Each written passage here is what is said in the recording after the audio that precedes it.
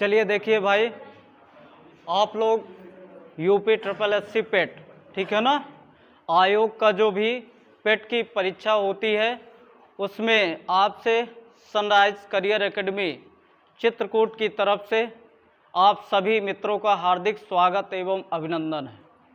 सभी लोगों को बहुत बहुत बधाई। आप लोग अपनी सफलता सुनिश्चित करने के लिए एकेडमी में ज्वाइन किया है और विशेष तौर से यहाँ पर एक ऐसी टीम है और इस प्रयास से हम मेहनत कर रहे हैं कि आपकी सफलता सुनिश्चित जरूर होगी। आप भी हमारा साथ दीजिएगा, आपकी सफलता अवश्य निश्चित होगी। इसी क्रम में आज कुछ महत्वपूर्ण श्रृंखला है यूपी ट्रिपल एससी पेट की तरफ से जो आपके एग्जाम के लिए अति महत्वपूर्ण है। यहाँ से हम क्वेश्चनों को ध्यान में रखते हुए सॉल्व करते हुए आगे चलेंगे, आपको आंसर भी बताते हुए। इसके अलावा और क्या महत्वपूर्ण जानकारियाँ हैं, इन प्रश्नों में आपसे आयोग क्या पूछ सकता है, उसको भी डिस्कस करते हुए हम आगे बढ़ते हुए सीखते हुए चलेंगे। ठीक है, तो देखिए मित्र, आपका पहला प्रश्न यहाँ से आता है, निम्नलिखित में से कौन सा सिंधु घाटी सभ्यता का एक प्राचीन पत्तन है। आपसे पूछा गया है सिंधु घाटी सभ्यता का एक प्राचीन पत्तन है। बहुत इंपॉर्टेंट प्रश्न है, ये कई बार परीक्षाओं में आया है। ऑप्शन दिया है मोहनजोदड़ो, कालीबंगा, हड़प्पा और लोथल ना, ध्यान दीजिएगा, बहुत इंपॉर्टेंट प्रश्न है। सिंधु घाटी सभ्यता जो कि एक महत्वपूर्ण सभ्यता मानी जाती है, सबसे प्राचीनतम सभ्यता मानी जाती है सिंधु घाटी सभ्यता, है ना। इसमें देखिए आपका जो ऑप्शन दिया है मोहनजोदड़ो, कालीबंगा, हड़प्पा और लोथल, तो राइट आंसर क्या होगा जब बताने का प्रयास करेंगे आप लोग, लोथल। ठीक है, इसका राइट आंसर आपका क्या हो जाएगा, लोथल। ठीक है,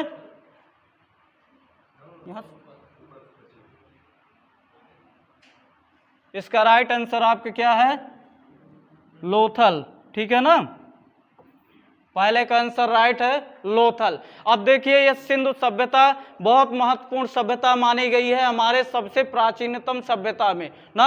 लोथल एक महत्वपूर्ण शहर या आपका स्थान है, पत्तन है, जो एक व्यापारिक केंद्र था। क्या था, एक व्यापारिक केंद्र था जो लगभग 2400 ईसा पूर्व या कितना 2400 ईसा पूर्व पुराना एक पत्तन है। लगभग इसका समय हम माने तो 2400 ईसा पूर्व के पहले का यह समय है। ठीक है, यहाँ से क्या प्रश्न आपसे और पूछा जा सकता है, इसकी खोज किसने की थी, बताने का प्रयास करें। आप लोग कमेंट करेंगे इसकी खोज कौन किया था, बताने का प्रयास करें। 1954 ईस्वी में, 1954 ईस्वी में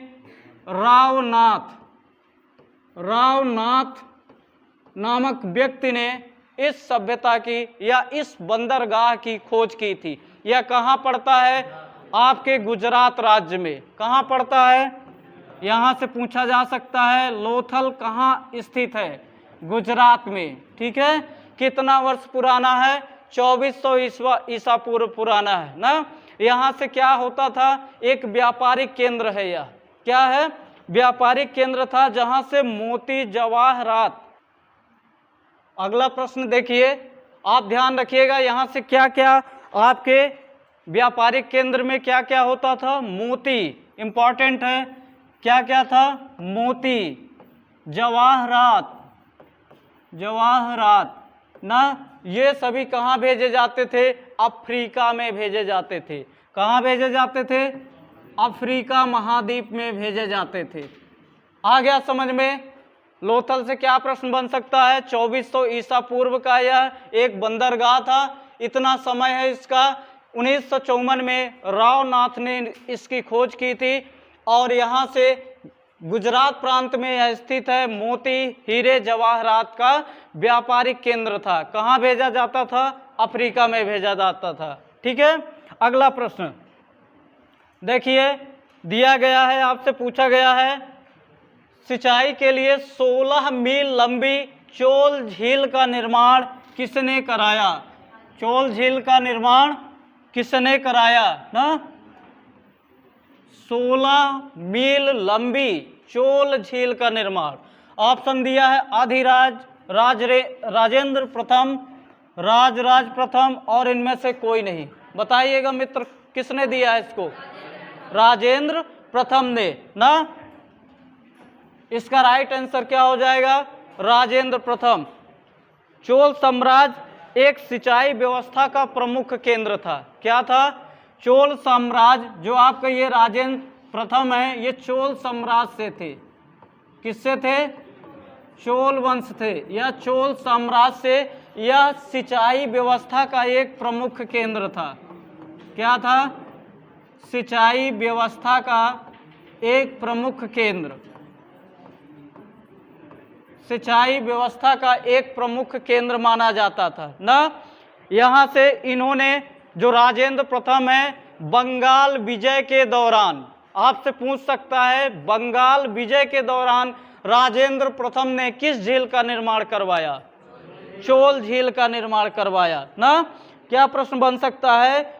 1019 ईस्वी में, 1019 ईस्वी में इन्होंने क्या किया था? बंगाल विजय, बंगाल विजय के उपलक्ष्य में एक नगर की स्थापना की थी ना। क्या नाम था उसका? बताएंगे? राजेंद्र प्रथम ने बंगाल विजय के बाद एक नगर बसाया, उसको क्या नाम दिया गया था? हाँ, यहां से जो बंगाल विजय के दौरान इन्होंने नगर बसाया, ठीक है, वो क्या था? गंगैकोंड चोलपुरम। किस नगर की स्थापना की? गंगैकोंड चोलपुरम, गंगैकोंड चोलपुरम, ठीक है। इस नगर की स्थापना की थी बंगाल विजय के बाद, और वहीं के आसपास इन्होंने सिंचाई की व्यवस्था करने के लिए एक क्या था? झील का निर्माण किया, जो किस नाम से जानी गई? चोल झील के नाम से जानी गई, ठीक है ना। और यह क्या है? भारत की सबसे बड़ी मानव निर्मित झील है। एक और इंपॉर्टेंट पॉइंट इससे क्या बन सकता है? यह भारत की सबसे बड़ी क्या थी? मानव निर्मित झील, मानव निर्मित झील थी। तो आपसे पूछ सकता है परीक्षा में, भारत की सबसे बड़ी मानव निर्मित झील का निर्माण किसने करवाया? राजेंद्र प्रथम ने करवाया, ठीक है ना। अगले प्रश्न की ओर चलते हैं। भारत पर तैमूर ने किस वर्ष आक्रमण किया था? आप जवाब देने का प्रयास करेंगे। 1398 में क्या किया था? तैमूर ने भारत पे 1398 ईस्वी में आक्रमण किया था ना। कब किया था? 1398 ईसा पूर्व, ठीक है। उस समय जब इन्होंने आक्रमण किया तो क्या था? दिल्ली का जो हमारा शासक था, कौन था? बताएंगे? दिल्ली का शासक कौन था? नासिरुद्दीन ना। नासिरुद्दीन, क्या नाम था उनका? बताएं। नासिरुद्दीन महमूद शाह, महमूद शाह। यह क्या था? दिल्ली का तुगलक वंश का शासक था ना। इसी समय इन्होंने क्या किया? तैमूर ने आक्रमण किया 1398 ईसा पूर्व में, ठीक है। इनका उद्देश्य क्या था? बताइए। तैमूर ने भारत पर आक्रमण इस उद्देश्य से किया था कि यह भारत के विस्तृत जो विशाल क्षेत्र है उस पर अपना नियंत्रण स्थापित कर सके। क्या कहा था? किस उद्देश्य से आक्रमण किया? कि भारत के विशाल क्षेत्रफल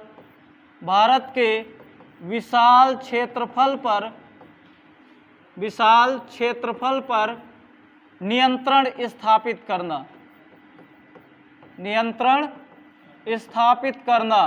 कुल मिलाकर हम कह सकते हैं यह अपना साम्राज्य स्थापित करना चाहता था ना।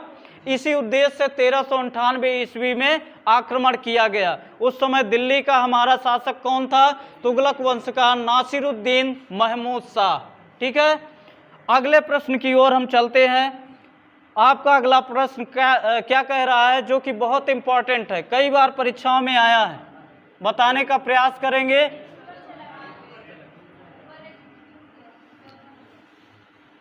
भारत में जहांगीर का शासन क्या था, बताएं। भारत में जहांगीर का शासन काल कब से कब माना जाता है?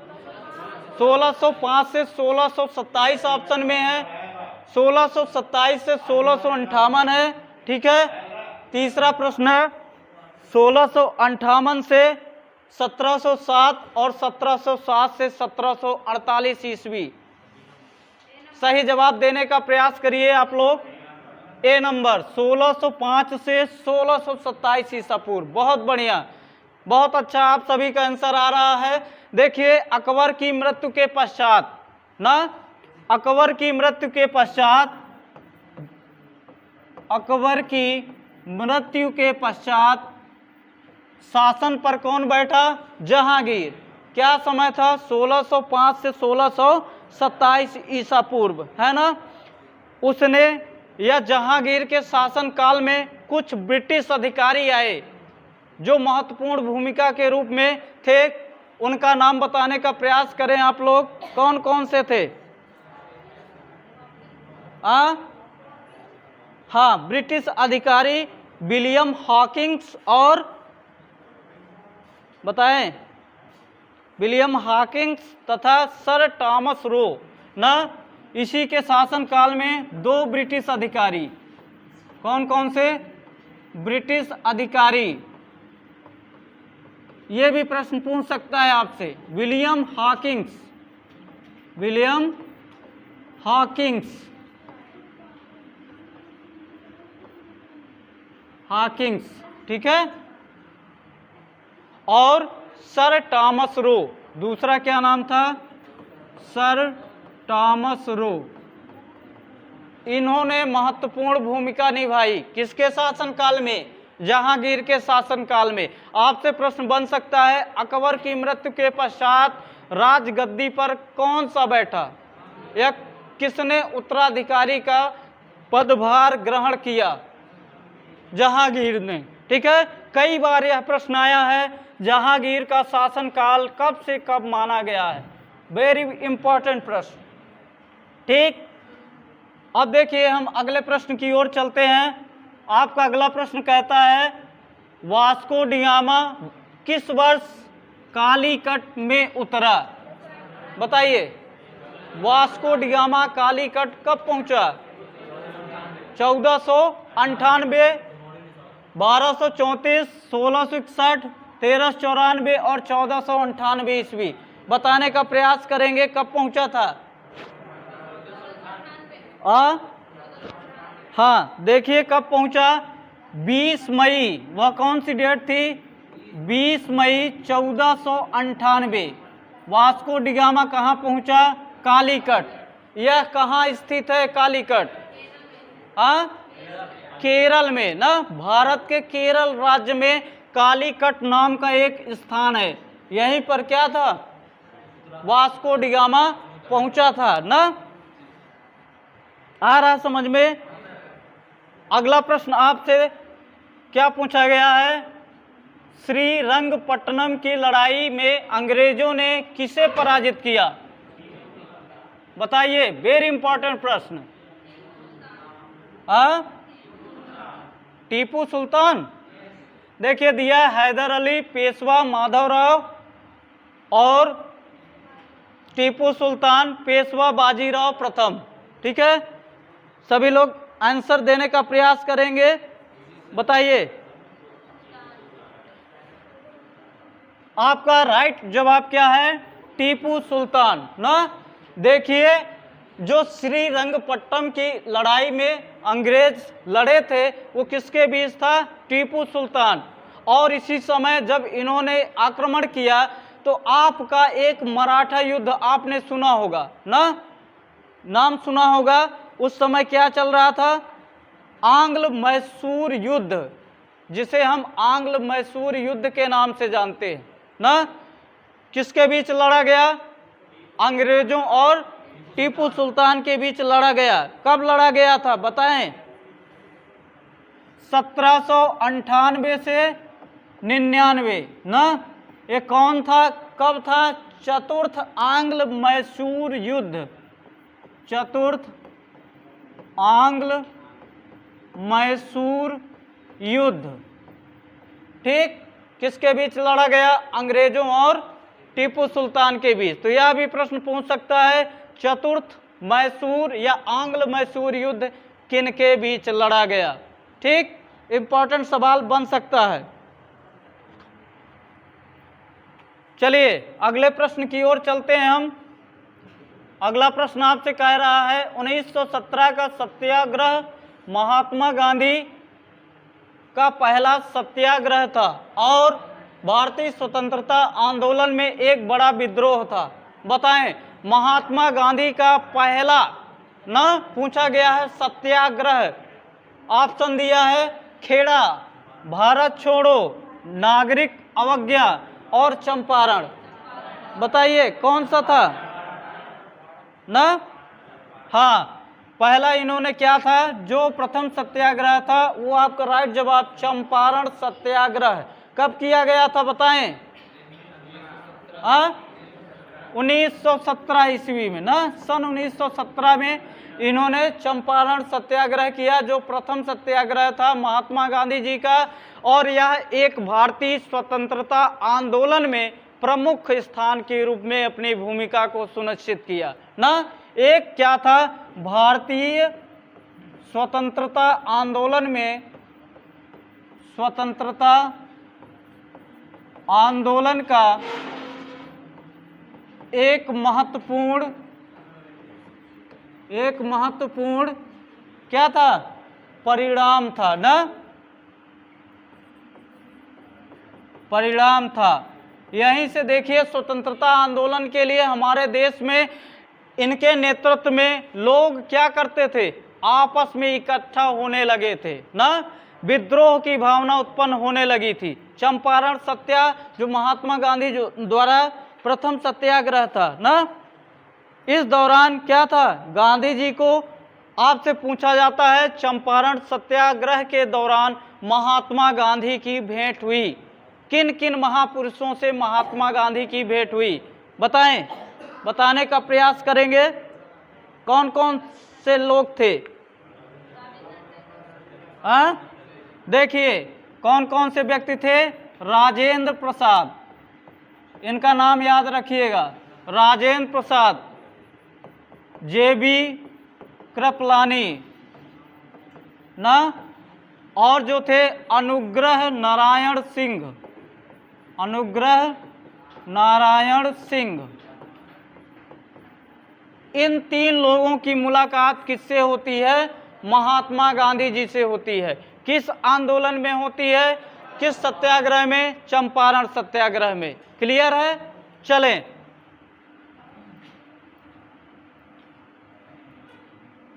अगले प्रश्न की ओर चलते हैं हम। कितना प्रश्न हुआ था? 7 ना। देखिए 8वां प्रश्न दिया है, निम्नलिखित में से कौन से महत्वपूर्ण व्यक्ति ने सभी 3 गोलमेज सम्मेलन में भाग लिया? बहुत इंपॉर्टेंट प्रश्न, आयोग इस प्रश्न को कई बार पूछ चुका है ना। वह कौन सा व्यक्ति था जिन्होंने या जिसने तीनों गोलमेज सम्मेलन में भाग लिया? देखिए मित्र, जो हम गोलमेज सम्मेलन की बात करते हैं, ठीक है ना, गोलमेज सम्मेलन की बात करते हैं, तो ये 3 गोलमेज सम्मेलन आयोजित हुए थे ना। सन बता सकते हैं कब आयोजित हुए थे? हाँ, जो पहला गोलमेज सम्मेलन था वो 1930 दूसरा 1931 और तीसरा 1932। बहुत इंपॉर्टेंट गोलमेज सम्मेलन कहाँ हुआ था? लंदन में आयोजित किए गए थे। कहाँ पर? लंदन में आयोजित किए गए थे ना। इसी से पूछा गया आपका कौन सा व्यक्तित्व है, कौन सा व्यक्ति है जो तीनों गोलमेज सम्मेलनों में भाग लिया, बताइए। डॉक्टर भीमराव अंबेडकर जी ना। कौन थे? Doctor Bhimrao Ambedkar, BR Ambedkar. अब आप पूछ सकता है ना, पूछ सकता है गोलमेज सम्मेलन में महात्मा गांधी जी ने कौन से गोलमेज सम्मेलन में भाग लिया, बताइए। ऐसा भी प्रश्न आपसे पूछ सकता है, वह कौन सा व्यक्ति है जो तीनों गोलमेज सम्मेलन में केवल एक गोलमेज सम्मेलन का हिस्सा था, बताएं। महात्मा गांधी जी ना। ये केवल जो गोलमेज सम्मेलन हुए उसमें केवल एक गोलमेज सम्मेलन, और वो था आपका 1931 द्वितीय गोलमेज सम्मेलन। इसमें किसने भाग लिया था? महात्मा गांधी जी ने। क्लियर है? चलिए अगले प्रश्न की ओर हम चलते हैं। आगे दिया है आपका, अंग्रेजों के विरुद्ध खान अब्दुल गफ्फार खान द्वारा प्रारंभ किए गए आंदोलन को क्या कहते हैं? क्या कहते हैं? लाल कुर्ती ना। देखिए क्या दिया है, लाल कुर्ती, क्विट इंडिया, खिलाफत और कोई नहीं ना। ध्यान रखिएगा, आपसे जो प्रश्न पूछा गया है खान अब्दुल गफ्फार खान या अब्दुल गफ्फार खान द्वारा प्रारंभ किया गया जो आंदोलन था उसका नाम था लाल कुर्ती। कब प्रारंभ किया गया था? 1920 के दशक में। इसकी शुरुआत कब हुई? 1920 के दशक में हुई थी, ठीक है ना। इसमें क्या किया गया था बताएं। इस आंदोलन में क्या किया गया था बताइए। अंग्रेजों के विरुद्ध ना अपने हक की लड़ाई लड़ने के लिए लोगों को तैयार किया गया। अंग्रेजों के विरुद्ध एक तरह से हम कह सकते हैं विद्रोह की भावना का उत्पन्न होना ना। इसी आंदोलन में राष्ट्रीय स्वयंसेवक दल की स्थापना हुई। क्या? राष्ट्रीय स्वयंसेवक दल की स्थापना हुई ना। जो क्या था बताएं। जो गांधीवादी विचारधारा ना सत्याग्रह का प्रचार प्रसार करते थे। किस मॉडल पर आधारित था? गांधीवादी विचारधारा। गांधीवादी विचारधारा ना सत्याग्रह का प्रचार प्रसार इन्होंने भारत में किया। किसने किया? लाल कुर्ती ने। किसने इस आंदोलन का नेतृत्व किया बताएंगे आप? अब्दुल गफ्फार खान। और क्या प्रश्न पूछ सकता है, भारत में लाल कुर्ती आंदोलन कब प्रारंभ किया गया? 1920 में, ठीक है। अगले प्रश्न की ओर हम चलते हैं। आपसे अगला प्रश्न पूछा जा रहा है, इंकलाब जिंदाबाद का नारा किसने दिया? बताएं मित्र, बहुत इंपॉर्टेंट प्रश्न है। हाँ बताइए।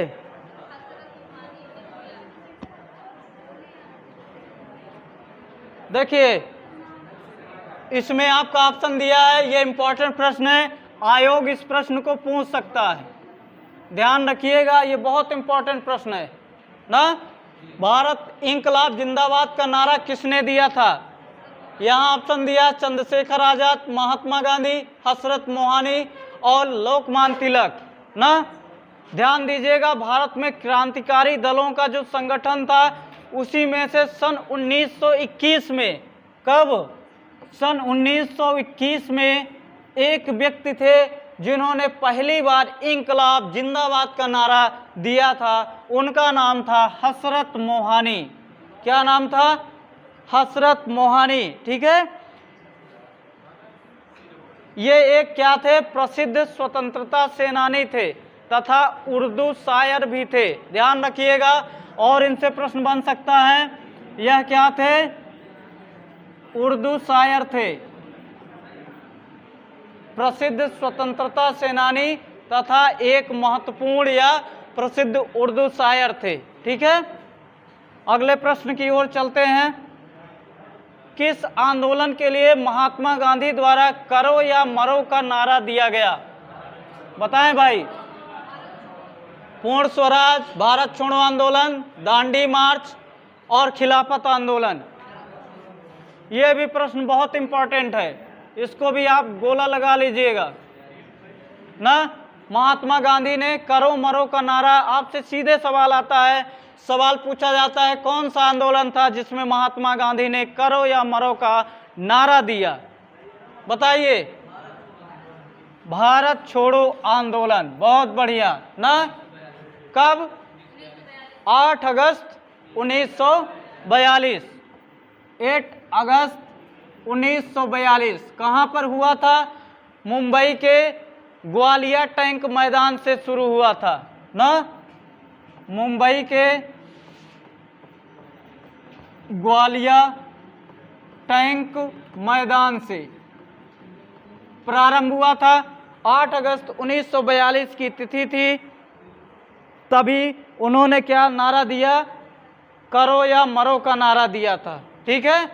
उनका यह प्रयास था कि अब भारतवासियों को अंग्रेजों से एकदम पूर्ण रूप से विद्रोह करना है ना। या तो हमें स्वतंत्रता मिलनी चाहिए अथवा या हम मृत्यु को प्राप्त हो जाएं।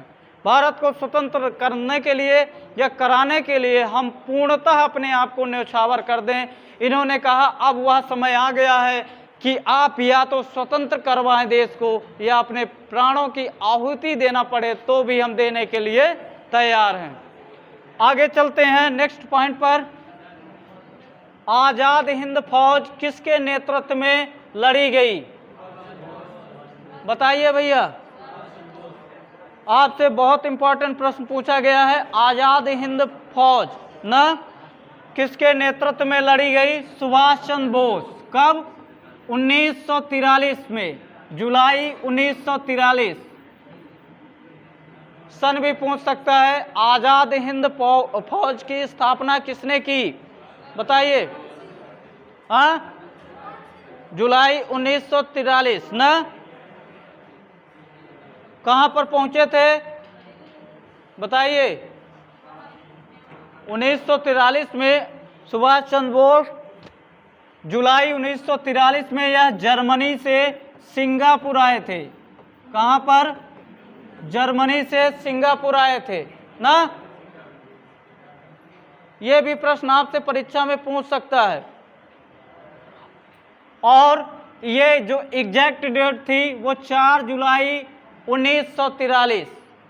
आजाद हिंद फौज तथा एक और इसका नाम दिया गया, एक और संगठन था आपका, वो क्या था? Indian league. इंडियन लीग, इसकी भी कमान संभाली थी। इंडियन लीग 4 जुलाई 1943 कहां से आए थे? जर्मनी से सिंगापुर लौट कर आए थे। ठीक। अगले प्रश्न की ओर चलते हैं। किसी वर्ष की उन तिथियों को क्या कहते हैं जिनमें रात और दिन की लंबाई में अंतर सर्वाधिक होता है? हाँ, संक्रांति। बहुत बढ़िया, सबका राइट आंसर है संक्रांति ना। कब? रात और दिन की लंबाई में अंतर सर्वाधिक होता है ना। बताएं। उत्तरी ध्रुव में, यहां से एक प्रश्न और बनता है, उत्तरी ध्रुव में सबसे बड़ा दिन या सबसे लंबा दिन कब होता है? हाँ, उत्तरी ध्रुव की बात किया जा रहा भैया। हाँ, 23 मार्च। कब है? आंसर बताने का प्रयास करें। उत्तरी गोलार्ध में सबसे बड़ा दिन कब होता है? वेरी इंपॉर्टेंट प्रश्न, ये प्रश्न पूछा जाता है। उत्तरी गोलार्ध में सबसे बड़ा दिन, सबसे बड़ा दिन बताने का प्रयास करें। यहां पर क्या होता है? उत्तरी गोलार्ध में जो यह अवधि होती है, यह अवधि होती है 21 जून। 21 जून को उत्तरी गोलार्ध में सबसे बड़ा दिन होता है। क्यों होता है? क्योंकि सूर्य की जो किरणें हैं, लंबवत किरणें, वो कहाँ पड़ती हैं? सीधी पड़ती हैं बिल्कुल 21 जून को, इसीलिए उत्तरी गोलार्ध में सबसे बड़ा दिन 21 जून को होता है ना। और दक्षिणी गोलार्ध में इस दिन क्या होगा? सबसे छोटा दिन होगा। यही आपसे क्या पूछ सकता है? सबसे छोटा दिन कब होगा? दक्षिणी गोलार्ध में होगा ना। और प्रश्न आपसे पूछ सकता है दक्षिणी गोलार्ध में सबसे बड़ा दिन बताएं।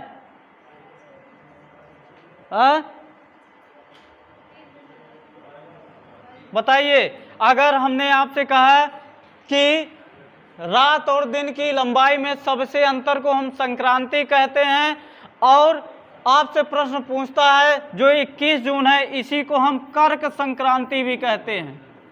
क्या कहते हैं? कर्क संक्रांति कहते हैं। उत्तरी गोलार्ध में 21 जून को सबसे बड़ा दिन होता है, सबसे लंबा दिन ना, और दक्षिणी गोलार्ध में इसी तारीख को सबसे छोटा दिन होता है।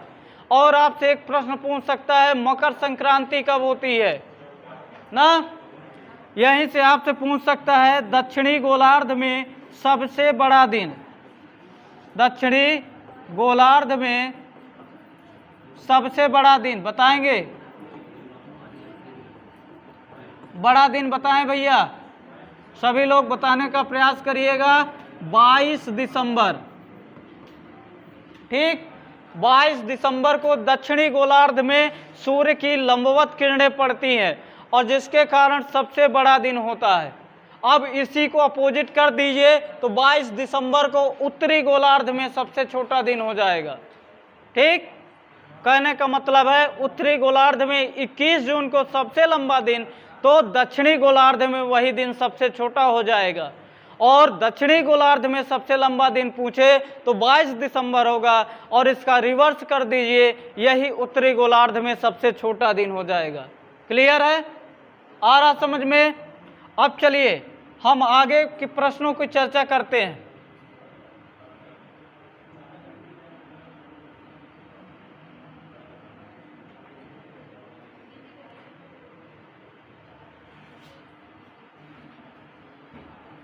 तेरह तक हुआ है ना?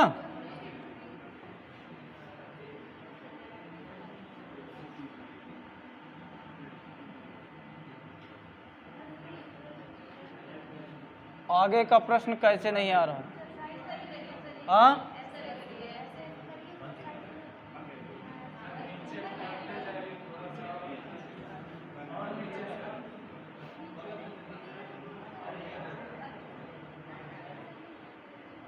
चलिए देखिए, आपका अगला प्रश्न पूछा जा रहा है आपसे।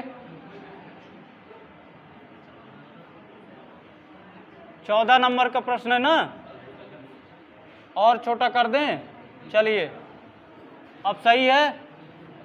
देखिए अगला प्रश्न आपसे पूछा जा रहा है, यूरोप का प्रमुख मछुआही क्षेत्र डागर बैंक कहाँ स्थित है?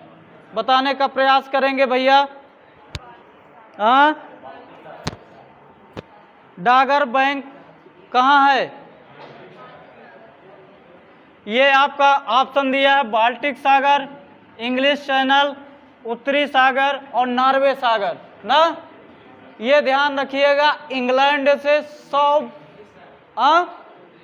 उत्तरी सागर, ये ध्यान रखिएगा, आपका ऑप्शन सी है उत्तरी सागर। ठीक है, यह इंग्लैंड से 100 किलोमीटर पूर्व की दूरी पर स्थित है। ठीक है ना, उत्तरी सागर में स्थित है। और यह है क्या? मछली पालन के लिए प्रमुख रूप से क्या है? फेमस है मछली पालन के लिए। ध्यान रखिएगा, यूरोप का प्रमुख मछुआई क्षेत्र डागर बैंक कहाँ स्थित है? इंग्लैंड से 100 किलोमीटर की पूर्व की ओर जब हम चलते हैं तो उत्तरी सागर मिलता है, यही क्षेत्र पर आपका ये डागर बैंक क्षेत्र स्थित है। विशेष रूप से मछुआरों के लिए है और यहीं पर मछली पालन का कार्य प्रमुख रूप से किया जाता है। ठीक है, अगले प्रश्न की ओर चलते हैं हम। भारत में ग्रीष्मकालीन मानसून के प्रवाह की सामान्य दिशा निम्नलिखित में से कौन सी है? बताएं भैया, बहुत इंपॉर्टेंट प्रश्न है ये।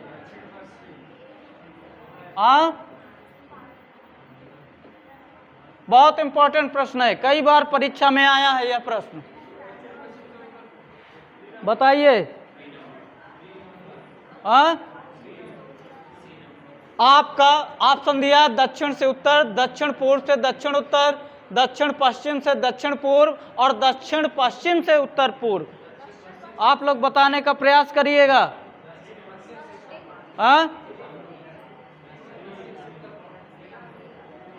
कौन सा है?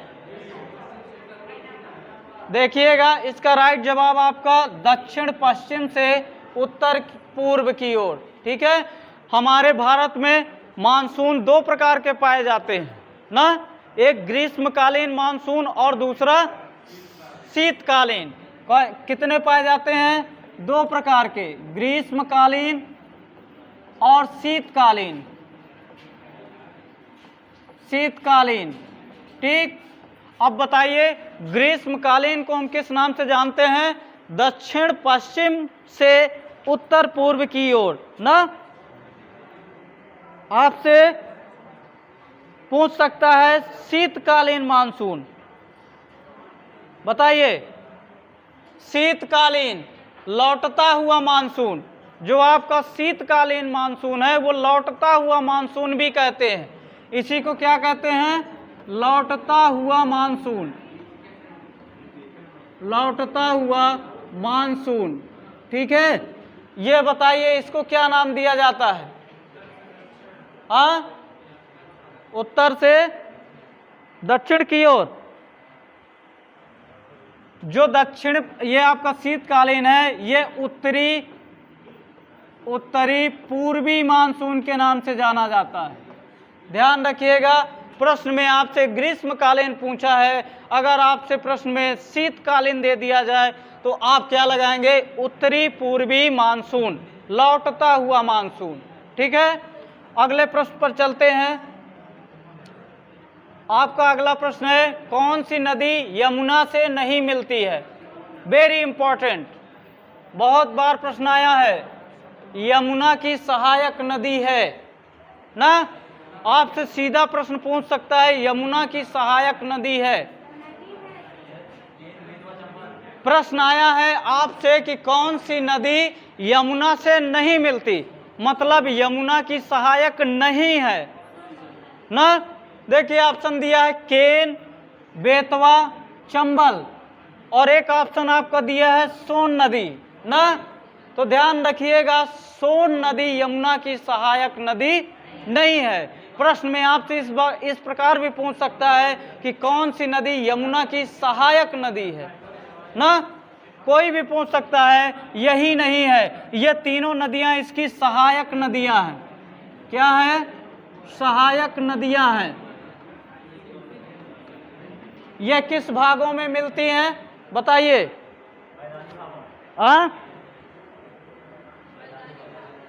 मैदानी भागों में। बहुत बढ़िया, ये तीनों नदियां मैदानी भागों में मिलती हैं। और एक प्रश्न और आपसे बन सकता है, यमुना की टोटल लंबाई कितनी है ना।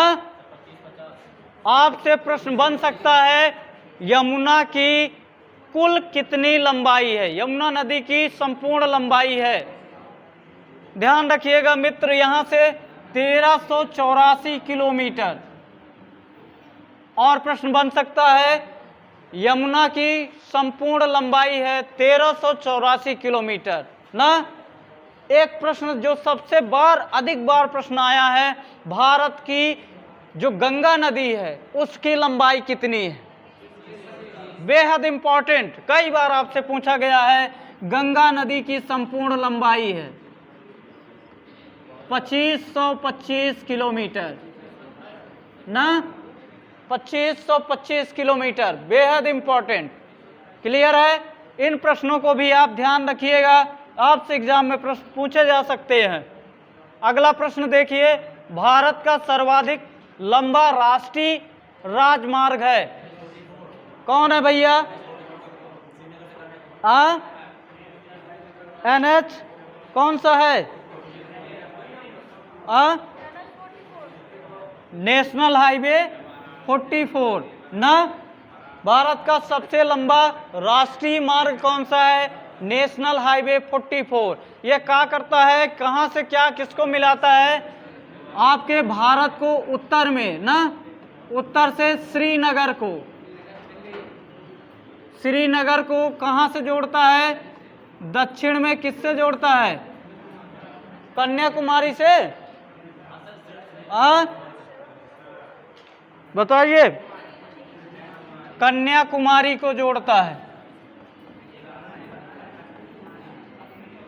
ठीक है, सबसे लंबा आपका राष्ट्रीय मार्ग है NH 44 और इसकी संपूर्ण लंबाई बता सकते हैं? बताइए। एक प्रश्न और पूछ सकता है, नेशनल हाईवे 44 इसकी संपूर्ण लंबाई कितनी है? 3745 किलोमीटर। इसको भी आप लोग ध्यान रखेंगे, 3745 किलोमीटर ना। और आपका नेशनल हाईवे 2 यहां से आया है। नेशनल हाईवे 2 ये कहां से जोड़ता है बताएं? दिल्ली को कोलकाता से जोड़ता है। वेरी गुड, दिल्ली को कोलकाता से जोड़ता है ना। इसकी संपूर्ण लंबाई आप बताइए कितना हो सकती है? 1465 किलोमीटर। ठीक है, नेशनल हाईवे 2 दिल्ली से कोलकाता को जोड़ता है ना। और आपका NH4 है, ये कहां से जोड़ता है? मुंबई से चेन्नई को जोड़ता है। इसको भी ध्यान रखिएगा। इसकी लंबाई कितनी है? 1235 किलोमीटर। ध्यान रखिएगा, 1235 किलोमीटर। नेशनल हाईवे 16 की बात करें तो किसको जोड़ता है?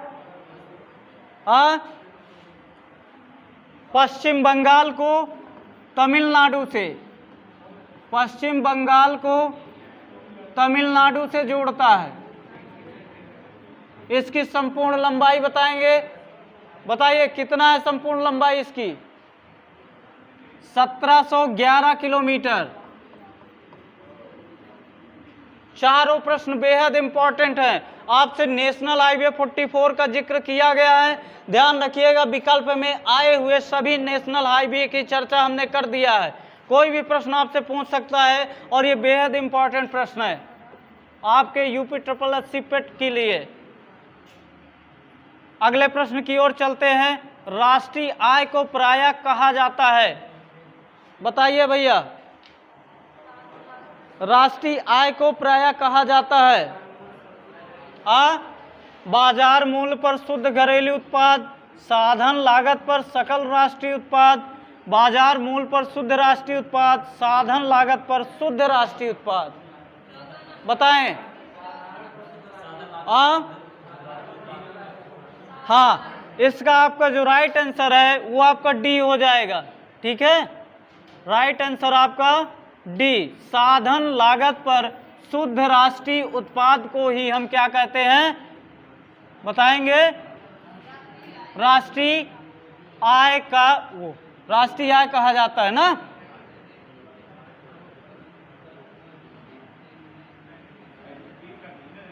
हाँ, अच्छा, चलिए देखिए,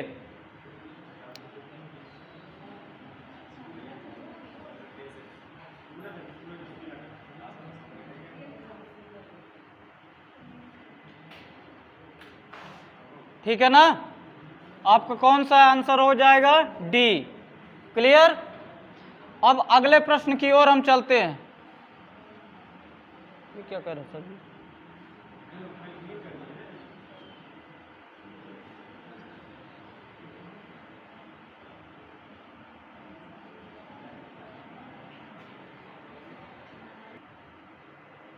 चलिए भैया, अगले प्रश्नों की ओर हम चर्चा करते हैं। योजना आयोग के स्थान पर केंद्र सरकार द्वारा कौन सा आयोग गठित किया गया है? बताइए। हाँ, आपसे पूछा गया है योजना आयोग के स्थान पर केंद्र सरकार द्वारा, ध्यान रखिएगा, कौन सा आयोग गठित किया गया? नीति आयोग है, प्रगति आयोग है, उन्नति आयोग है, गति आयोग है? किस आयोग का गठन किया गया? आपका राइट आंसर ए हो जाएगा, नीति आयोग। इसकी स्थापना कब की गई थी? एक बताएंगे, इसका स्थापना कब किया गया था? 1 जनवरी 2015। इसकी स्थापना 1 जनवरी 2015 को की गई थी ना। यहां से आपसे पूछ सकता है नीति आयोग के अध्यक्ष हैं, बताएं भैया वर्तमान समय में नीति आयोग के अध्यक्ष कौन है?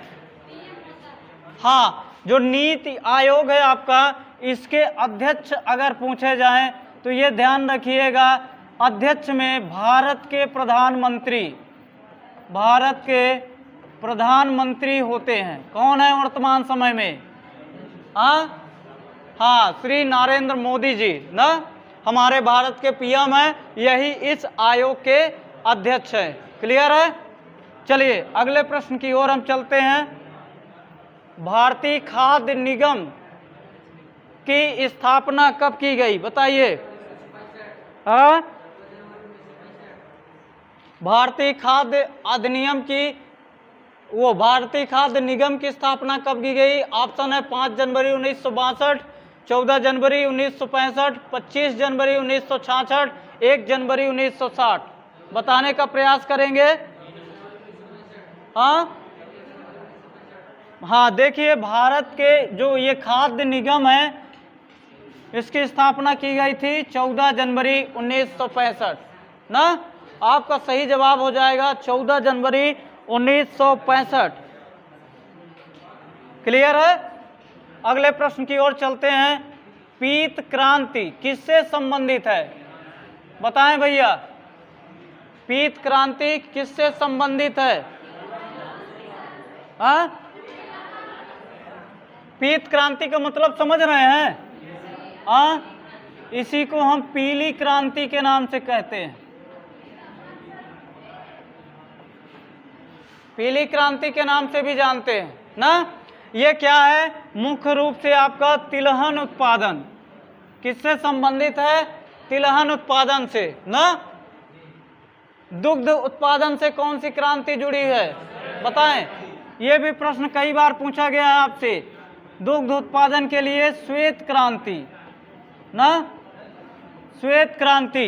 अब ये बताएं, भारत में जो सबसे फेमस आपसे प्रश्न पूछा जाता है, भारत में या श्वेत क्रांति के जनक कौन है? बताएं भैया। श्वेत क्रांति के जनक हैं डॉक्टर वर्गीस कुरियन। डॉक्टर वर्गीस कुरियन, ठीक है। यह भी आपसे परीक्षाओं में प्रश्न कई बार आया हुआ है। श्वेत क्रांति से जुड़े हुए वैज्ञानिक हैं डॉक्टर वर्गीस कुरियन। प्रश्नों के भाषाओं पे मत जाइएगा ना, शब्दों को घुमा के आयोग आपसे पूछ सकता है कि श्वेत क्रांति से जुड़े हुए वैज्ञानिक हैं। ऐसा न कह के कि श्वेत क्रांति की खोज किसने की, कहेगा इनसे इस क्रांति से जुड़े हुए वैज्ञानिक हैं डॉक्टर वर्गीस कुरियन। और यहीं से एक प्रश्न और आता है, भारत में हरित क्रांति के जन्मदाता। बताएं भैया, हरित क्रांति किससे उत्पादन है? हरित क्रांति के जनक कौन है? हाँ, ये किससे जुड़ी हुई है? खाद्यान्न उत्पादन से ना। इसके जनक कौन है? एम.एस. स्वामीनाथन। ये दोनों नाम आप ध्यान रखिएगा, कई बार प्रश्न आया हुआ है। ठीक, अगले प्रश्न की ओर चलते हैं। भारत का संविधान सभा द्वारा फिल इन द ब्लैंक्स को अपनाया गया था और 26 जनवरी 1950 को लागू हुआ था। बताएं भैया। 26 नवंबर 1949। बहुत इंपॉर्टेंट है यह प्रश्न। इसको लगा लीजिएगा, मोस्ट इम्पॉर्टेंट ना। 26 नवंबर 1949 को संविधान सभा द्वारा अपनाया गया था, अंगीकृत किया गया था ना, अपनाया गया था, और 26 जनवरी 1950 को लागू किया गया था। एक प्रश्न और आता है, संविधान सभा का प्रारूप ना किसने तैयार किया? हाँ, डॉक्टर भीमराव अंबेडकर। बताइए। संविधान सभा में एक प्रश्न और यहां से बनता है कि उद्देश्य प्रस्ताव किसने पारित किया? न उद्देश्य प्रस्ताव, उद्देश्य प्रस्ताव किसने पारित किया? बताइएगा। जवाहरलाल नेहरू ना, जवाहरलाल नेहरू जी ने, नेहरू ना। कब, समय कब था बताएं, तिथि भी पूछी जाती है। 13 दिसंबर 1946 इन्होंने क्या किया था? संविधान सभा में एक उद्देश्य प्रस्ताव पारित किया था ना। और उसके बाद हमारा संविधान कब स्वीकार किया गया, अपनाया गया? 26 नवंबर 1949 को। संविधान का निर्माण किसने किया? बताएं। डॉक्टर भीमराव अंबेडकर जी ने ना। और क्या पूछ सकता है यहां से प्रश्न? प्रारूप समिति के अध्यक्ष थे डॉक्टर भीमराव अंबेडकर। इन प्रश्नों को भी आप ध्यान रखिएगा। संविधान सभा की प्रथम बैठक कब लागू की गई थी? बताएं। 9 दिसंबर 1946 ना। द्वितीय कब लागू की गई? 11 दिसंबर 1946। तृतीय बैठक कब हुई? 13 दिसंबर 1946 ना। आपसे पूछा जाता है संविधान सभा के स्थायी सदस्य हैं, बताइए। संविधान सभा से प्रश्न पूछा जाता है स्थायी अध्यक्ष ना, कौन थे? डॉक्टर राजेंद्र प्रसाद। ठीक। आया।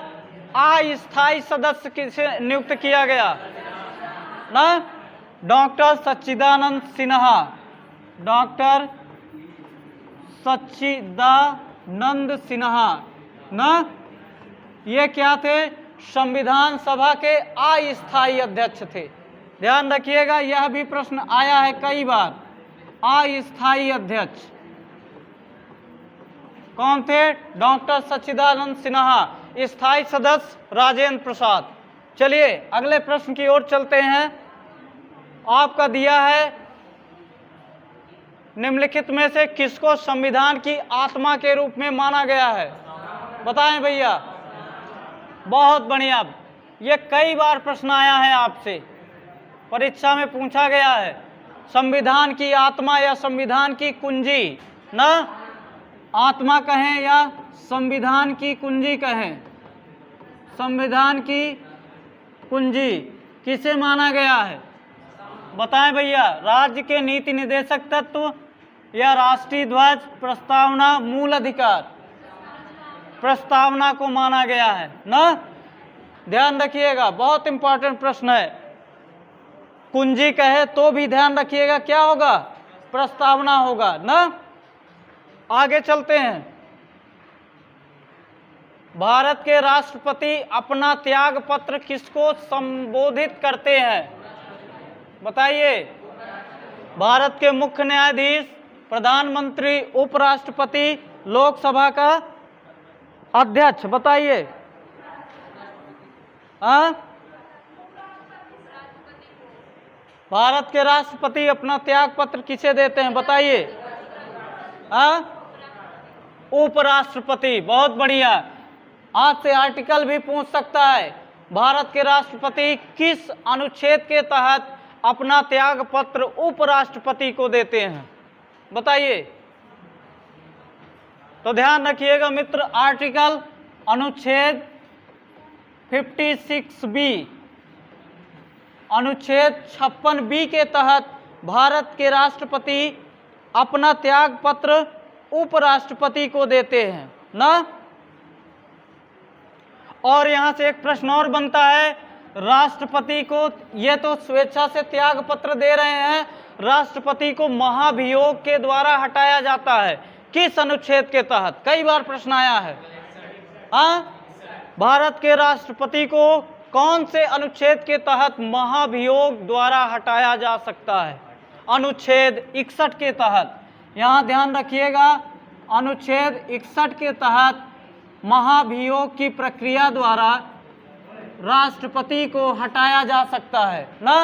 और ध्यान रखना, जब महाभियोग की प्रक्रिया लगाई जाती है तो कितने दिनों तक या कितने दिनों के भीतर राष्ट्रपति को संबोधित किया जाता है, सूचना दी जाती है?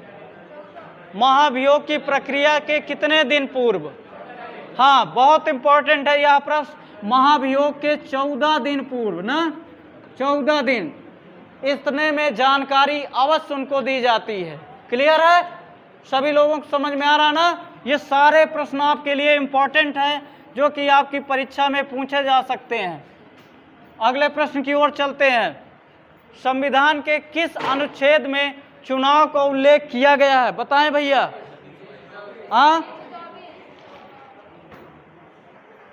हाँ, क्या दिया है? संविधान के किस अनुच्छेद में चुनाव का उल्लेख किया गया है? आपका right answer option number C, अनुच्छेद 324 ना। क्या दिया गया है? अनुच्छेद 324 में ही क्या दिया है आपसे? चुनाव का उल्लेख किया गया है, निर्वाचन ना। अब देखिए, आर्टिकल 320 में क्या कहा गया है? अनुच्छेद 320 पहला ऑप्शन है, इसमें बताने का प्रयास करें। आर्टिकल 320 है लोक सेवा आयोग के कार्यों के बारे में। लोक सेवा आयोग के कार्यों के बारे में वर्णित है, ठीक है ना। लोक सेवा आयोग के कार्यों का वर्णन किसमें किया गया है? अनुच्छेद 320 में। क्लियर है? आगे चलते हैं। भारत के संविधान के किस संशोधन अधिनियम ने पंचायती राज को एक संवैधानिक निकाय बनाया? वेरी इंपॉर्टेंट, बताएं भैया। 1992 का 73वां संविधान अधिनियम, संशोधन अधिनियम, 2002 का 86वां, 93 का 74वां संविधान संशोधन और 61वां संविधान संशोधन।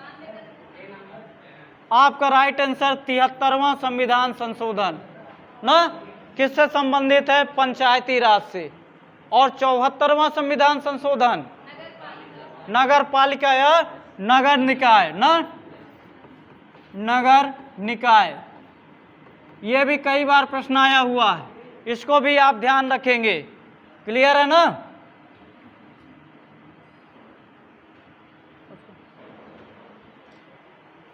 चले मित्र, कुछ ये प्रश्न थे जो हमने आपसे चर्चा किया और ये बेहद इंपॉर्टेंट प्रश्न है जो कि संभावित प्रश्न हो सकते हैं आपकी आगामी परीक्षाओं के लिए, ठीक है ना।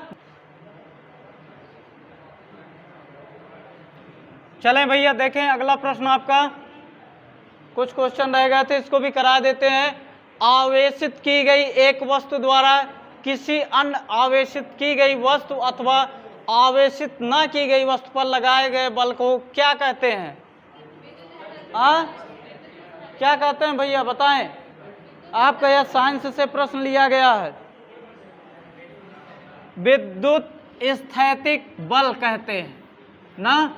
क्या कहते हैं? विद्युत स्थैतिक बल कहते हैं। यहीं से आप ध्यान दीजिएगा, यहीं पे एक वैज्ञानिक आते हैं, आपके साइंटिस्ट आते हैं। क्या, कौन से वैज्ञानिक हैं? नाम बताइएगा जो विद्युत स्थैतिक बल से जुड़े हुए हैं। कूलाम, बहुत बढ़िया। यहीं से एक साइंटिस्ट आते हैं, कूलाम ना। इन्होंने क्या कहा? दो स्थिर आवेशों के मध्य लगने वाला आकर्षण अथवा प्रतिकर्षण का बल उन दोनों आवेशों के गुणनफल के अनुक्रमानुपाती तथा उनके बीच की दूरी के वर्ग के व्युत्क्रमानुपाती होता है ना। यहाँ से जो विद्युत स्थैतिक फोर्स है ये क्या करता है भैया, जो दो आवेश हैं, मान लीजिए कोई आवेश है आपके Q1 और Q2, ठीक, इन दोनों के मध्य की दूरी क्या है, R है, यहाँ पर R दूरी है तथा जो फोर्स लग रहा है दोनों के बीच वो F है।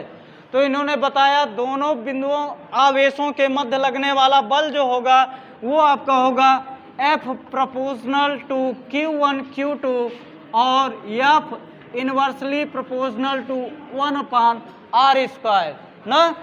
यहीं से संयुक्त रूप में कह सकते हैं F बराबर Q1 Q2/r², ना। और एक नियतांक आ जाता है K, या प्रोपोर्शनल टू Q1 Q2/r²। आपसे न्यूमेरिकल भी दिया जा सकता है, दो बिंदु आवेश जिनके द्रव्यमान ये हैं उनके बीच की दूरी इतना है, तो आपसे लगने वाले वैद्युत बल की गणना कराई जा सकती है। ठीक है, आगे चलते हैं। आपका अगला प्रश्न है, आधुनिक परमाणु सिद्धांत तैयार किया था, बताएं भैया, बेहद इंपॉर्टेंट प्रश्न। आधुनिक परमाणु सिद्धांत किसने दिया, बताइए। डाल्टन दिया है, ई रदरफोर्ड है, दे ब्रॉगली है और मेंडलीफ है। तो परमाणु सिद्धांत किसने दिया है, जॉन डाल्टन ने। किसने दिया है, जॉन डाल्टन ने, ना। इन्होंने क्या बताया था कि परमाणु एक क्या है, तरबूज का गोला है, एक गोले की भांति होता है, ना, जिसमें क्या है, इलेक्ट्रॉन बिखरे होते हैं, ठीक, धनावेशित गोला है। आगे चलते हैं।